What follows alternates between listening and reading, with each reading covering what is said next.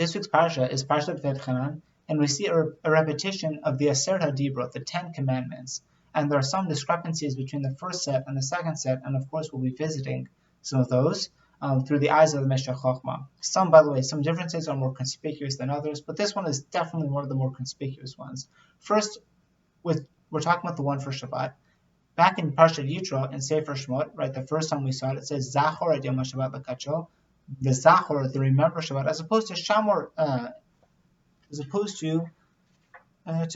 et Yom HaShabbat l'kacho, kasher tzivcha Hashem Elokecha, right? Guard the Sabbath day or keep the Sabbath day. Zachor means do Kiddush, right? That's a positive commandment, as opposed to Shamor, guard the Sabbath day. Do not do any of the 39 malachas, the 39 creative acts of labor that we are prohibited to do as Jews on Shabbat. So that's the more obvious one. But even the reasoning is different between the first and the second. What do we mean? Back in Parshat Yitro, why do we keep Shabbat? Says the Torah, Hisheshet yamim asa Hashem et hashamayim et haaretz et hayam et kol asher bam vayanach yom hashvi al ken merach Hashem et yom Shabbat l'kadsheo. Right? So it says, for in 6 days Hashem made the heavens and the earth, the sea and all that is in them, and he rested on the seventh day. Therefore Hashem blessed the Sabbath day and sanctified it. That should not come as a huge chiddush. We say that every Shabbat. Fine. God created for 6 days. He rested on the seventh. So too, we can work for 6 days. We have to rest on the seventh. Fine. That's very straightforward. This week's parsha does not say that. It says something very different. It says, "V'zacharta ki eved hayita be'eretz Mitzrayim, v'yotziacha Hashem Elokecha misham, v'yad chazaka, v'yizron etuya, al ken tzivcha Hashem Elokecha asot et yom HaShabbat. And you shall remember that you were a slave in the land of Egypt, and Hashem your God hath taken you out from there with a strong hand and an outstretched arm. Therefore Hashem your God has commanded you to make the Sabbath day." Now, that is odd. Why? Because if we were to ask anybody, why do we keep Shabbat? The answer is, because God created for 6 days, and He rested on the seventh. So we work for 6 days, and then we rest on the seventh. That's not what this says in Parshat Vayetchanan. It's to remember that God took us out of Egypt with a strong hand, with these miracles and wonders, and so we keep Shabbat in order to remember this. What does one have to do with the other? So it says, and you can imagine there are myriads of answers to this, but we'll see it through the eyes of the Meshech Chochmah. And he says as follows. On this parsha, right, on this, he says as follows. He said, look, it's clear, it's move on, we understand that the main mitzvah of Shabbat really is like it says in Parshat Yitro. It's because God created for 6 days and then rested on the seventh.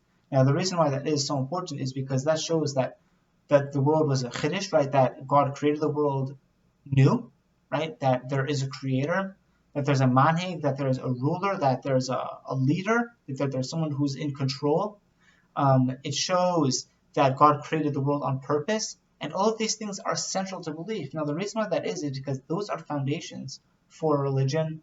It's the foundation for the fact that the world has that God supervises the world, that there's reward and punishment. The idea that God created the world is at the center of all of these things, and that's why, by the way, a Jew who does not keep Shabbat is considered like this. That's a disaster.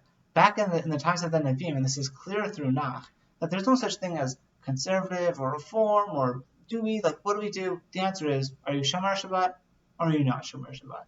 Those are the two questions. Do you keep the Sabbath or do you not keep the Sabbath? That is the central question that is effectively the dividing line in many ways between a religious Jew and a non-religious Jew. Fine. Says the Meshech Chochmah.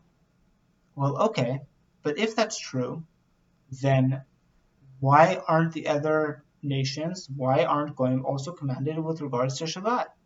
Then it's also applicable to them. If we keep Shabbat because God created the world in 6 days and rested on the seventh, then why is this exclusive to Jews? I mean, with all due respect to Jews, right? And they are due respect. I mean, all of humanity is descended from Adam, and right, or the Bnei Noach. We're all descendants of Noah in a way. Of course, there are things to say with regards to the Jewish people, but the point is, everyone can trace back their heritage to those 6 days of creation. So why isn't this relevant to non-Jews? Why don't they keep the Sabbath? Says the Meshech Chochmah, an amazing proof, and he says, Well, look at our parsha. Why? Because it says, "V'zacharta ki eved hayita be'eretz Mitzrayim." Right? You were a slave in Egypt. V'yotziacha Hashem Elokecha misham. He took us out from there. How? B'yad chazaka u'v'zroa natuya. He was out there with a strong hand and an outstretched arm. What did God do? He smashed the Egyptian people with 10 plagues. He struck the earth. He struck the sky. He struck their animals. He split the sea. He struck the desert. God effectively changed. He then fed the Jewish people out of thin air with the man. So all physical laws were just completely changed and manipulated by God. And in that way, the Jewish people witnessed, right? In the way that God took us out of Egypt, we witnessed the fact that God controls nature. He's the one who changes nature. And the only person who would be able to change the laws of nature is the one who created them in the first place. And that was specifically done in the eyes of the Jewish people. And that's why we have a pasuk in Yeshaya that says, Atem Edai, you are my witnesses. And in fact, we actually get an allusion to this in this week's parsha. We see Shema Yisrael Hashem Elokeinu Hashem Echad. That is this week's parsha, just a little bit later on, right? Hear, O Israel, the Lord is God, the Lord is one. And that is the central battle cry of the Jewish people, that there is one God and that He is one, which are two different ideas, though of course they merge together. But if we pay attention closely to the Torah, it says on Shema, the Ayin, the last letter, is in big letters, and so too the last word Echad, the Dalet, is in big letters, and those two letters together are spelled Aid, because we testify that God is one, and we are His aid, and we are His witnesses, and that is something that we saw that was, I guess, bestowed to us by being taken out of Egypt by God when He broke all the physical laws of nature. And that is why we have the special mitzvah of keeping Shabbat. It's specific to us. And that's what we see is with a strong hand, with an outstretched arm, and says the Meshech, that's why it says, God commanded you to make Shabbat. Now, the Meshech doesn't say this explicitly, but Rabbi Yehuda Kopperman on his commentary on Meshech points out that the pasuk could have said Al ken tzivah Hashem Elokecha asod yom Shabbat, and therefore God commanded to keep Shabbat, which would sound more broad, right? Then it would be applicable to everybody, but that's not what the Torah says. The Torah says Al ken tzivcha Hashem Elokecha, and it says that explicitly with context to the Exodus from Egypt. Because if we look back to Parshat Yitro, what does it say? It says, so God created the world in 6 days. V'yanach v'mashvi, and He expressed on the 7th day, Al ken berach Hashem et yom Shabbat v'kachehu, and therefore, right? Therefore Hashem blessed the Sabbath day and sanctified it. But we don't see any explicit reference to the Jewish people. Just the Sabbath day was sanctified. It's only here that we see Al ken Hashem tivcha. God commanded us to make it.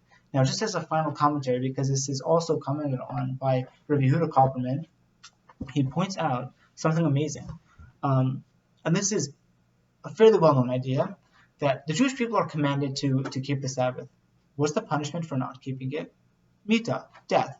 Now again, we don't just go around killing people who don't keep Shabbat. There's a specific way in which this penalty is incurred. However, if everything is done according to the halacha, then the punishment is death for violating the Sabbath. Okay. Interestingly, Reish Lakish says in Sanhedrin in Nun Chet Amud Bet that a goy who keeps Shabbat is chayav mita. A goy who keeps Shabbat, a non-Jew who keeps Shabbat, is chayav mita in the same way that a Jew who does not keep Shabbat, who breaks Shabbat, is chayav mita. And that's passed, by the way, la halacha by Rambam. In fact, he says, and this is Hilchah Malachim, Perik Yud, halacha tet, right? It's in the halachas of Kings, chapter 10, halacha 9. V'ken atum sheshabat afilu b'yom miyam chol im asau la'atmo kmo Shabbat chayav mita. A non-Jew who rested as if it was Shabbat, he kept the laws of Shabbat, even if it was on a Tuesday or a Wednesday or a day that's not Shabbat, if he did it as if it was Shabbat, he did it purposely to make it like Shabbat, he's chayav mita. Our question is, why? That seems to be very strict. What's the idea here? So this idea is shared by Rabbi Tatz, and he says as follows.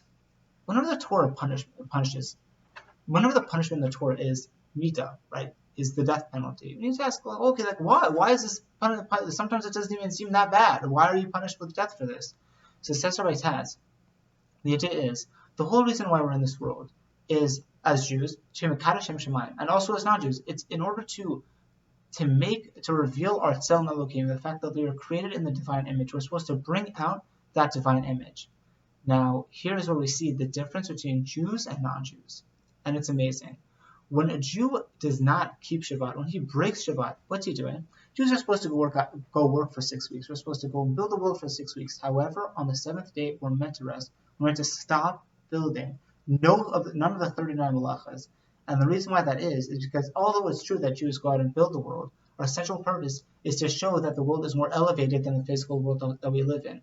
Our Chiddush, the Jewish people's mission, is to bring out godliness into the world, to make sure that people live moral lives and ethical lives within the lines of the way that God wants us to live. That's why we're held to a higher standard. We have more mitzvahs, right? We have more commandments that we're supposed to keep.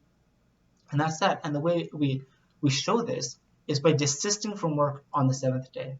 And we do this not only privately within ourselves, we do this publicly. It's meant to act as an influence for those around us.